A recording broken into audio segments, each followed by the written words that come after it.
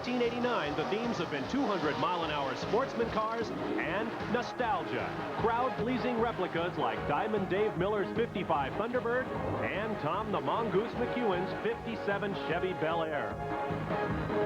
The next stop on the tour took us home to Bristol, Tennessee, and legendary Thunder Valley, celebrating its 25th anniversary. We saw new winners at Bristol, old favorites, and more than one heart-stopping finish. Finally, the party weekend was capped by a silver anniversary celebration that had 35,000 fans on their feet and hollering deep into the Appalachian evening.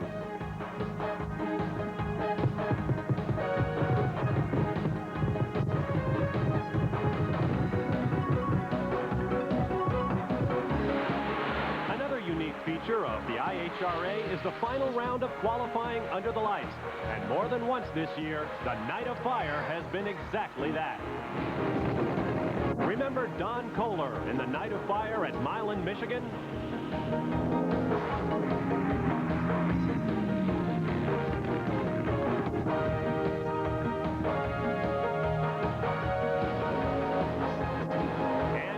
Once again at St. Louis Gateway International Racetrack when 4,000 horsepower exploded out of his top fuel dragster.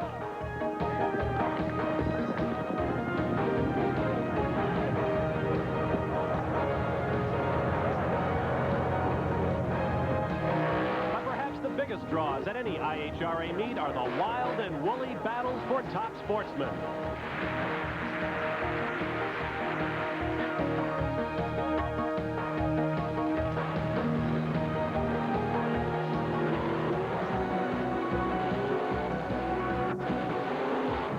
Top that kind of action at Norwalk, Ohio? With the most beautiful facility in all of drag racing, and today the site of the 12th Annual International Hot Rod Association World Nationals.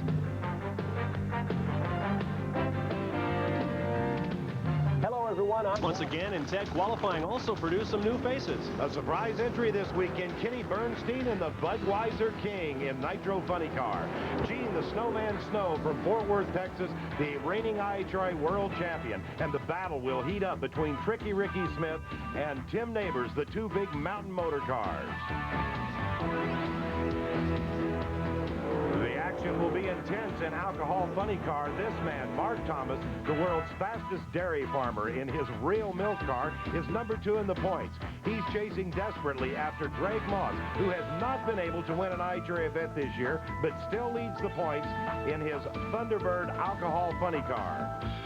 As usual, 4 strong pro fields await our attention, and as usual, Ted will also take a look at a sportsman class. This is the Godzilla 55 Chevrolet of Nick Iarussi. He runs an IHRA's exciting 990 class, or Super Rod Eliminator. We'll be taking a look at that class, Bob. The monster is loose, not in Tokyo, but in Norwalk, Ohio. Great fun there. Brett Kepner, as usual, is with us to conduct interviews and our special feature on Super Rod.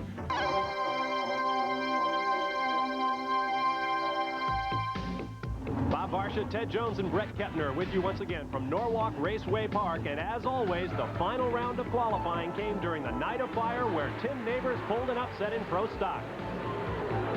Tim Neighbors turned in the #1 qualifying time with this great run, a 7.45, 190.27 miles per hour. You don't often see a 190 in pro stock, but there's one. And there, as the night settled in, was the look in the grandstands. Tens of thousands of people on their feet to watch the blazing action of Top Fuel and the Nitro Funny Cars going at it under the lights. In the first round, John Carey gave them a little early fireworks exhibition, spewing parts out of the machine. And then came the matchup of points leader Pat Dakin against Richard Holcomb, one of the first men into the sub-5-second club in Top Fuel. Well, Holcomb with the Clayton Harris tuned car turned in a brilliant 5.26, 263.13 miles per hour. Making his debut on the IHRA Tour this year, former world champ Kenny Bernstein up against Tom the Mongoose McEwen in that beautiful 57 Chevy. Bernstein set the crowd on its ear in the Budweiser Quaker State Buick with a fantastic 5.35. Couple leveled up with 264.71 miles per hour. Bernstein, the best man in nitro funny car, and in alcohol, Bob Newberry, the first man to break 6 seconds in this class. Newberry nearly did it again, a 6.19, 231 miles per hour. But of course, the night of fire means jet cars, and this was something spectacular. In the right lane, Lynn Redmond, but watch the left lane and Bruce McComb when the lights come on and he puts down the throttle. Bruce McComb's driving the Flashfire jet, and there's a Flashfire, Bob. A lot more than he ever bargained for. Redmond lights the afterburner and scorches away at better than 200 miles an hour, but you know every eye on the racetrack was on the start line where Bruce McComb was struggling to get out of his flaming racer. McComb actually stole the show. Bill Bader had engineered a beautiful fireworks show, actually down each side of the track, but everyone was watching the starting line. The PTS crew now on the scene trying to get that fire put out. There you see McCombs being led away at the front of the car, and look at the conflagration raised by that explosive jet fuel. Those flames actually reaching 30 feet in the air as that car literally melts to the ground. They have a fiberglass body, and when the glass reaches a certain temperature, it begins to melt. The crowd very appreciative of this show. But it's one that you can only do once, as Bruce McCombs burned Flashfire absolutely to the ground.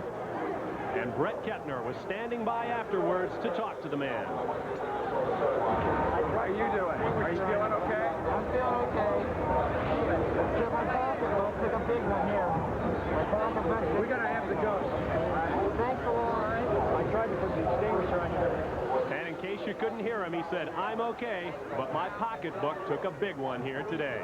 Well, there's no doubt about it. As we look over the melted body, or what's left of the body, it's turned into silly putty right now. The beautiful Flashfire jet is now a molten hulk of, looks like lava or something.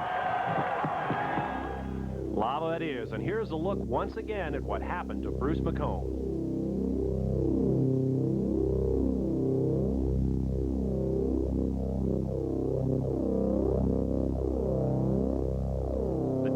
And the afterburners of these jet cars reaches over 1,000 degrees, and when it caught the fuel supply, the immolation began. It's actually a double explosion taking place. The fuel tank had ruptured and there was a leak, and jet fuel was pouring out on the ground underneath this car. Of course, McCombs didn't realize it. When he lit that afterburner, he just set the whole thing off.